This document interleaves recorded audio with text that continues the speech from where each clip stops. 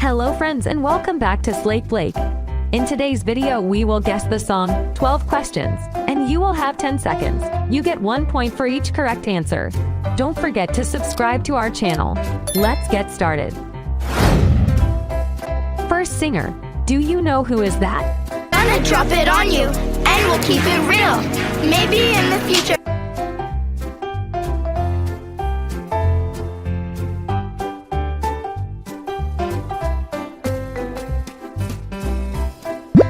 Great, this is Salish matter. Drop it on you and we'll keep it real. Maybe in the future. Second question.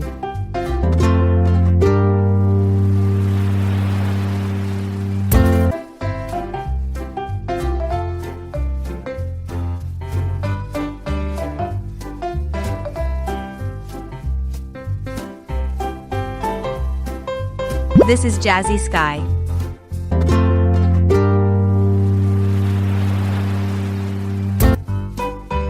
The first battle, who sings better, Peyton Delu or Jazzy Skye?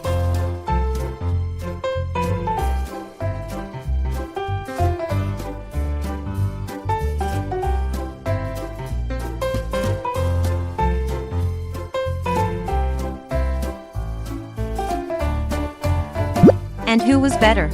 Write in the comments. Next question. 3, 2, 1, hey, hit him with the TikTok. Hit him with the TikTok. It go.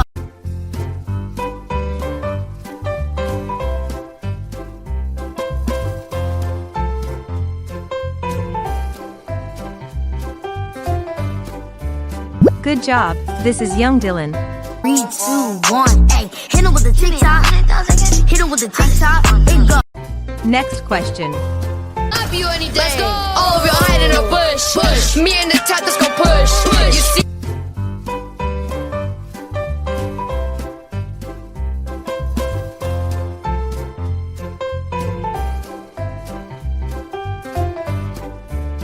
Yeah, this is Ferran.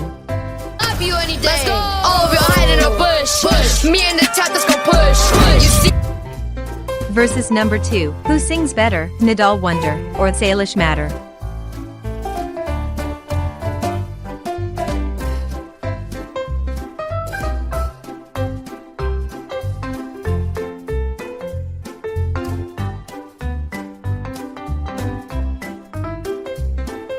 And who is better? Write in the comments. Next question. Everybody shipping us. Do we ship too? Everybody.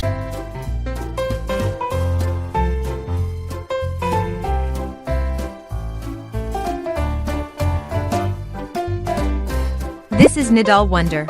Great. Everybody shipping us. Do we ship too? Everybody. Next question. Looking for a big set. Time to put my leash on.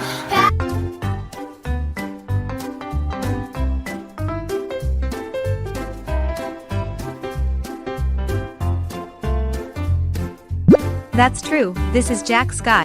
Looking for a big set. Time to put my leash on. Versus number 2, who sings better, Jazzy Skye or Lady Gaga?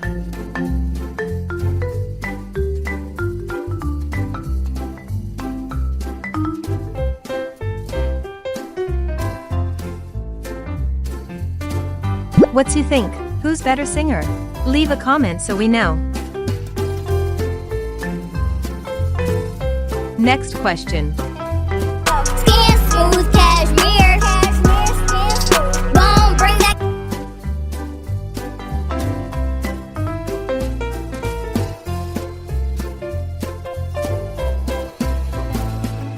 Great. This is that girl LayLay. Skin smooth cashmere. Won't bring that cat. Next question. If I couldn't buy you the fancy things in life.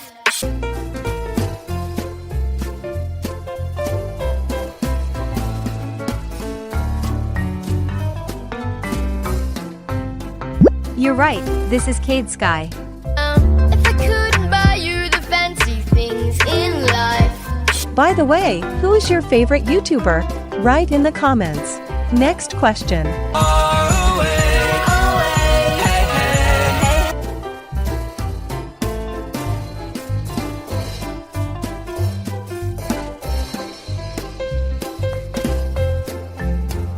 It's true, this is Spy Ninjas. Great.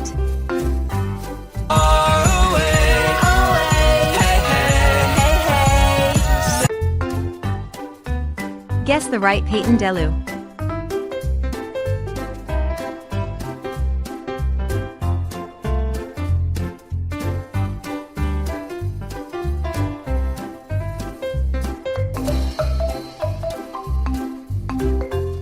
Right, the first answer is correct. Next question. And the gas is coming in. Woke up in a Squid Game, I guess that's on trend. Ready or not.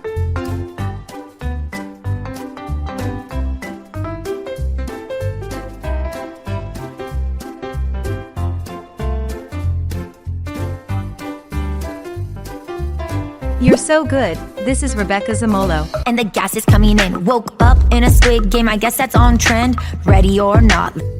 Third battle. Who sings better, Salish Matter or that girl LayLay? Write in the comments.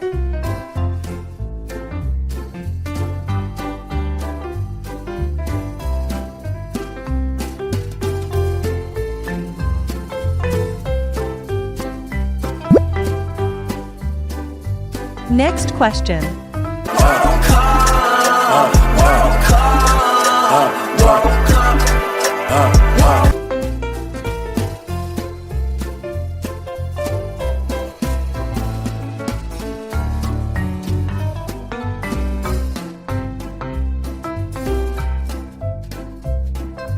That's right, this is iShow Speed.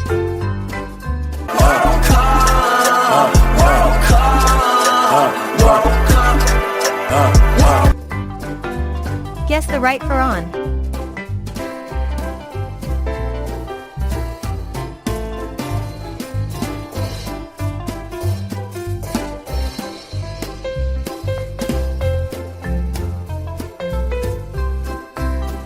Awesome, the third answer is correct.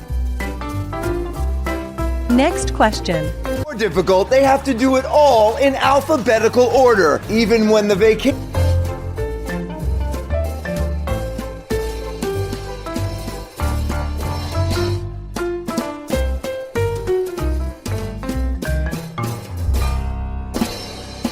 You're so good, this is Jordan Matter. More difficult, they have to do it all in alphabetical order, even when the vacation. How many did you guess? Write in the comments. Please, like and subscribe to our channel. See new videos. Bye. Alright, everyone's presentations are done. Nick, the manager, said as he tried to move the discussion forward. Excuse me, I haven't. I recently found out something. Nick interrupted me and began to speak. There's apparently someone in this department who didn't graduate high school and is just a part-timer. Meetings should be for employees only. Absolutely right. His lackey, Mike, of course, agreed with Nick. I'm leaving. After leaving the meeting room, I started to shut down my computer. I noticed that an email had arrived, not in my personal inbox, but in the company's shared email. Thinking, there's no point in speaking up, no one will listen, I went home quietly. The next day, I heard a commotion from Nick's desk. He was staring at his computer screen, his face pale. Nick? Is something wrong? Mike looked at the screen with him. And he turned even paler than Nick. Why is he so angry? Knowing the reason for Mike's distress, I thought to myself, serves them right. My name is Adam. My mother passed away when I was in the 9th grade, and I was raised by my father. Well, you could hardly call it being raised. After my mother passed, my father changed. He drowned his sorrows in alcohol, and though he still went to work, he squandered our living expenses on horse racing. Because of that, I had to start working part-time as soon as I entered high school. Every month, I went to the convenience store with bills in hand that couldn't be auto-deducted from my father's account. Even though I endured it because I didn't want to be alone, I reached my limit in my second year of high school and dropped out. I found a live-in job at a distant inn. Thank you for everything. The day I left home, my father, still staring at the TV, spoke. Take care. That was our last conversation. Back then, 18 wasn't the age of majority, so I needed my father's permission to work, and I couldn't hide my place of employment. Yet, my father never visited me even once. I kept working just to survive, and before I knew it, I was 42. Years of hard work paid off, and I was transferred to the headquarters. I was thrilled to be recognized by the company, as I thought I'd be working in the field until retirement due to my lack of formal education. Listen up. Our work can change the future of our employees. Don't drag us down. On my first day after the transfer, Nick, dressed in an expensive suit, spoke sternly. There was a reason for this. Our inn was located in a prominent tourist destination, known so well that everyone in the state could sing its commercial jingle. At its peak, we had 5 locations within the state. But that was long ago. Due to financial difficulties and aging facilities, only the place where I had worked for many years and the original establishment remained. I was prepared to lose my job anytime, but now there was a glimmer of hope. With the rise of social media, the tourist area where the inn was located started gaining attention again. Depending on how hard the sales department, where I was transferred, worked, we could either thrive or be forced to give up this prime location to the new hotel chains continuously popping up. For Nick, who had switched careers from another industry to strengthen our sales, this was a battle he couldn't afford to lose. I understood why he had to be strict. I will do my best. Nick sneered at my enthusiastic declaration. Did you not hear what I said? I'm sorry. I thought I was listening carefully. Out of habit from years of customer service, I apologized reflexively, though I had no idea what had offended him. Someone was watching me with a smirk. In this department, there are those who are expected to excel and those who have been shoved here because they have nowhere else to go. You are the latter. It was Mike, the section chief. He's 7 years younger, at 35. But he was called to headquarters much earlier than I was and had been moving around within the headquarters ever since. I'm not jealous, but I can't accept that he's my boss. Graduating from a prestigious university, he has an unusually high pride and caused many problems as a newbie, making things very difficult for me when I was the front desk leader. When I found out Mike was transferred to the sales department a month before me, I was disheartened. Mike is right. With just a middle school diploma, there's not much you can do. Don't even think about achieving results. As if I didn't exist, Nick remarked, I'm thirsty. Mike eagerly ran to the coffee maker. It seems Mike is Nick's lackey. I regretted being happy about my transfer to headquarters, wishing I had stayed on site forever. Send a direct mail to every company on this list by the end of the day. Nick only assigned me tasks that even a new graduate could handle. What? There are over 1,000 companies. You want me to send to all of them by today?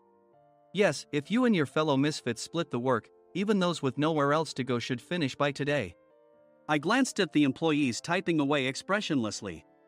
They were worn out from customer service, only thinking about leaving on time, or were women reassigned after having children, with zero motivation for work.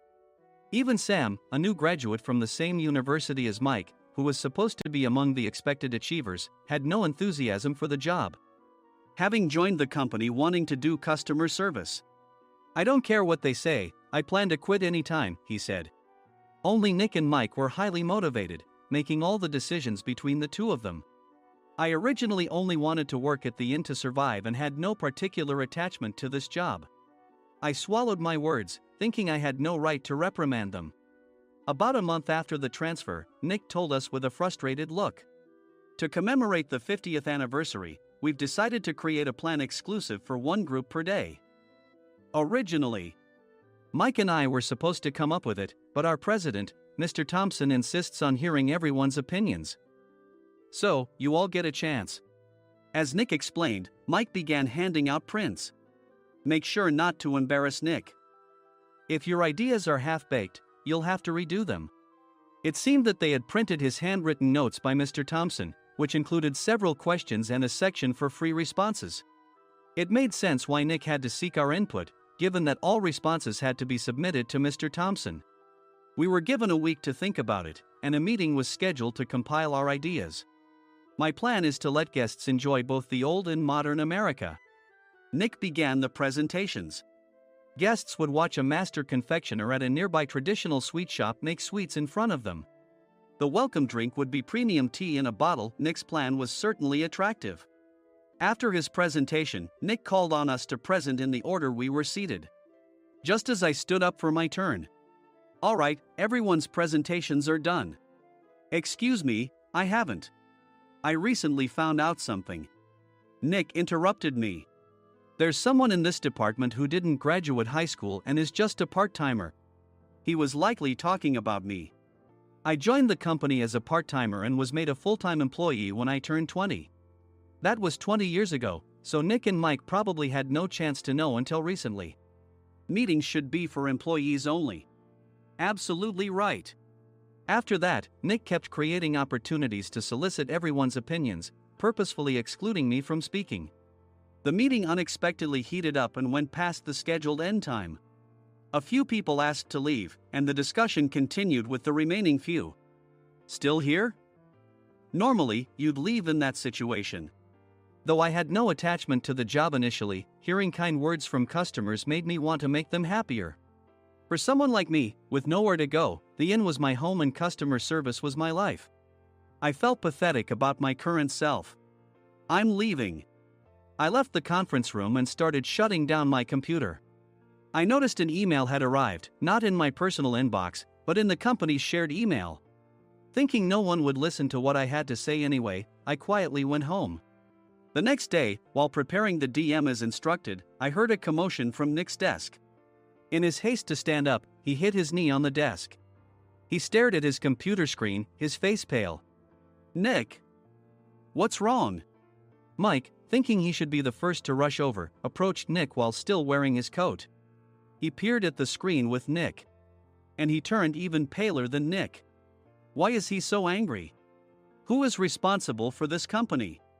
Nick, more irritated than ever, asked, and Mike answered without checking.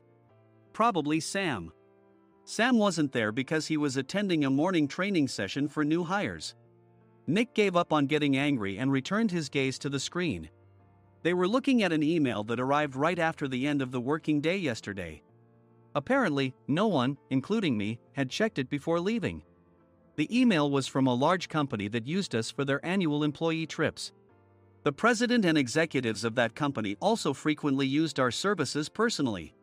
President of the company, Mr. Mason himself had declared that neither he nor his company would ever use our services again.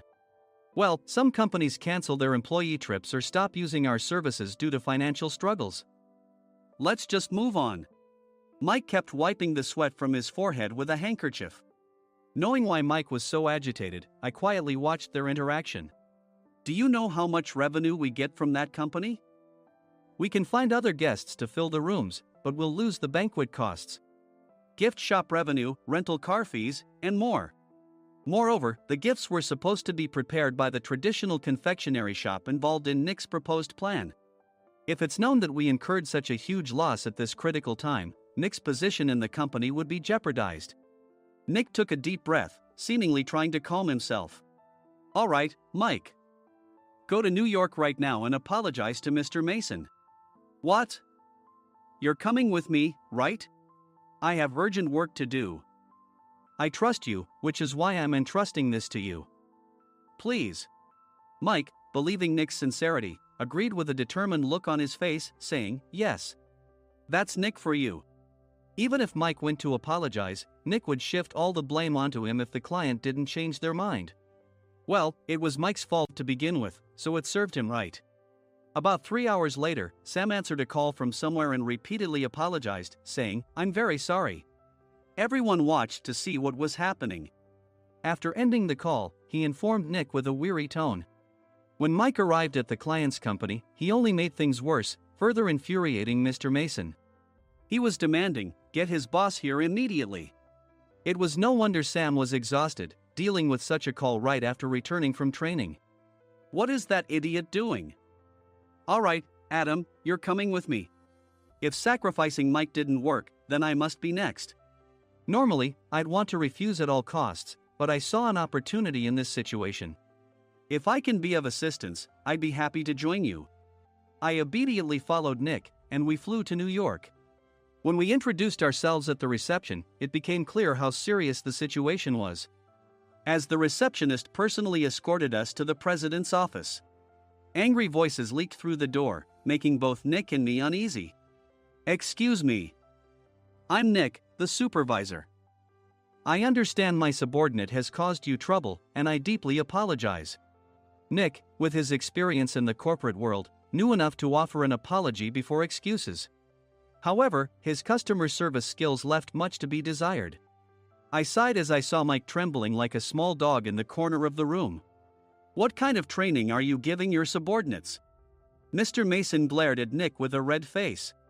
The intensity of his gaze made even Nick take a step back.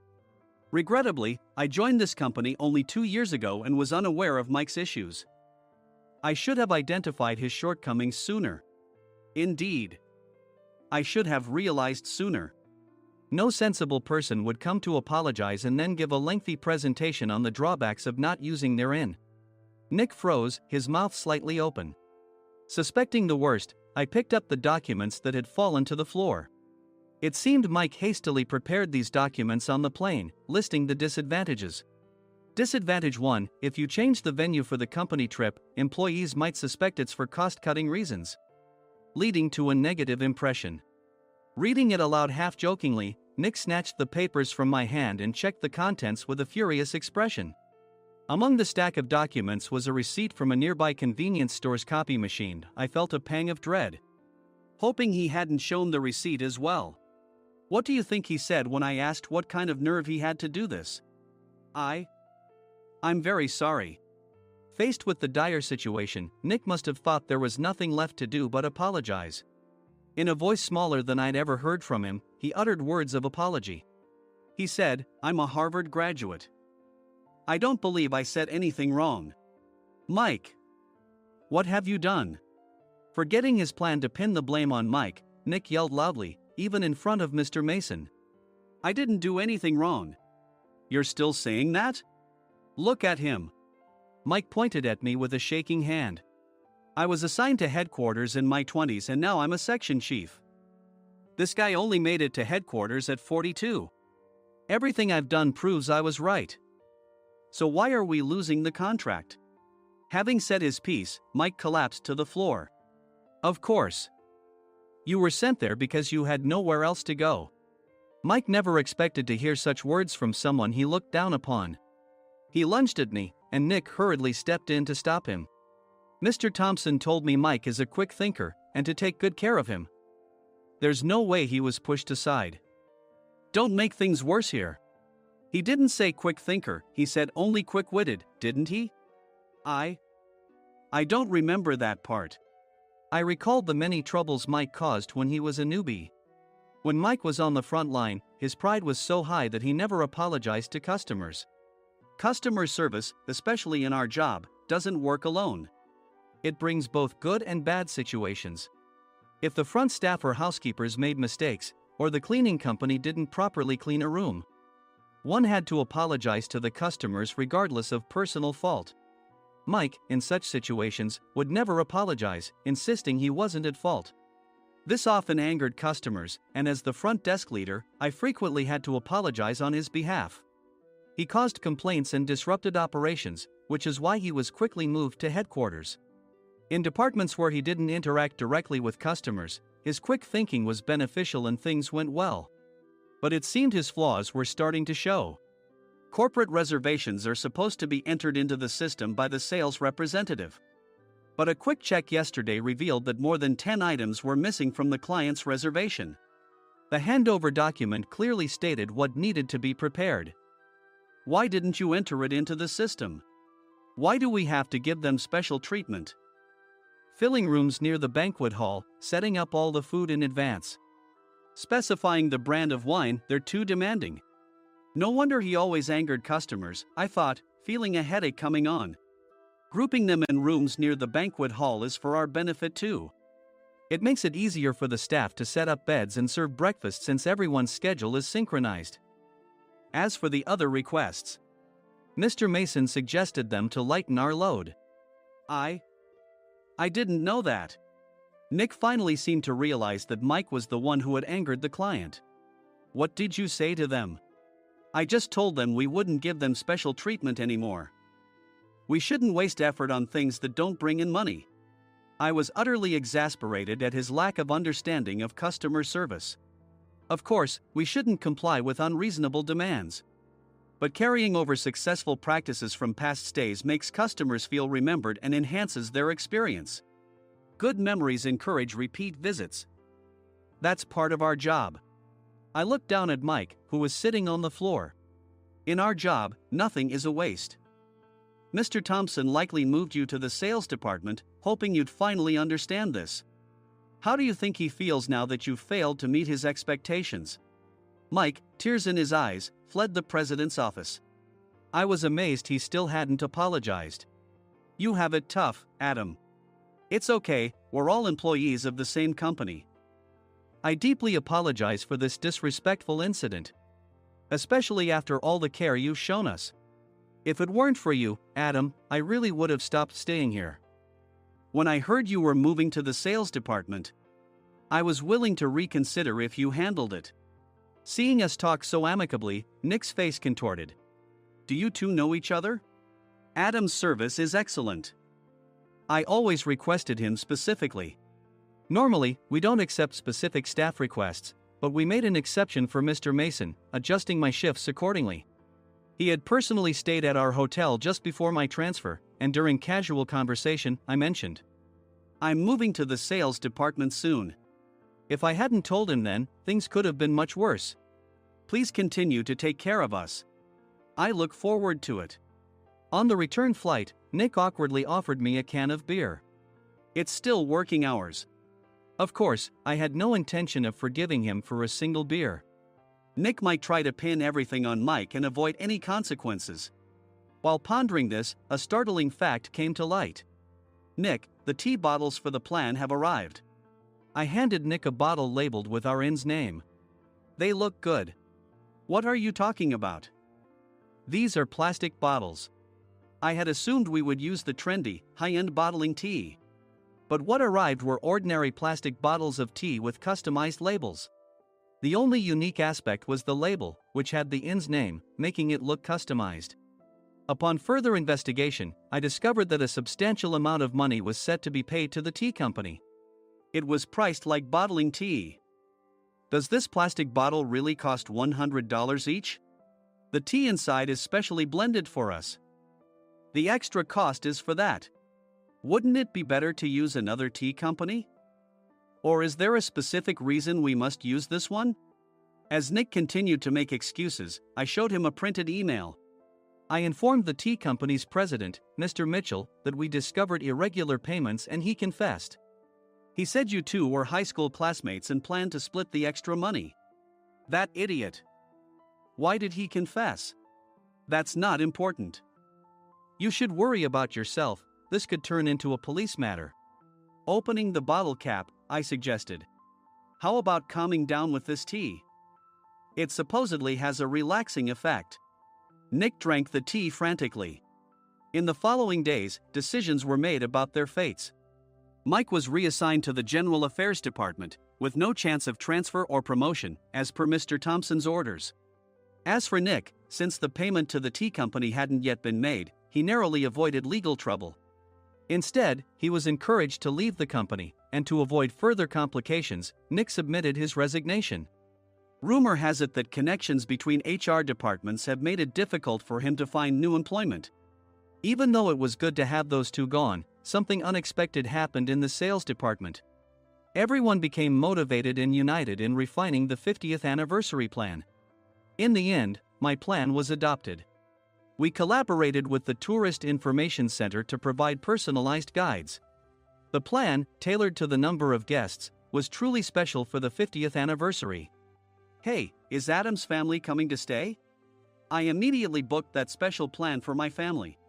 Sam noticed it on the reservation list and quickly picked up on it. Yes, I'm inviting my father. That's great. I might invite my parents too. I lacked the courage to face my father just as Adam. But here, with the confidence Mr. Mason praised, I felt ready. The 50th anniversary plan was a perfect opportunity to reconnect with my father. I hope to bring back the days when we could laugh together as we once did.